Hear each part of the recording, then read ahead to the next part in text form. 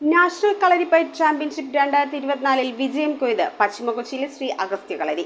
അഹമ്മദാബാദിൽ വെച്ച് 10ലേറെ സംസ്ഥാനങ്ങൾ പങ്കെടുത്ത മത്സരത്തിലാണ് വിവിധ ഇനങ്ങളിലായി ശ്രീ അഗസ്ത്യ കളരിയിലെ കുട്ടികൾ വിജയം കരസ്ഥമാക്കിയത്.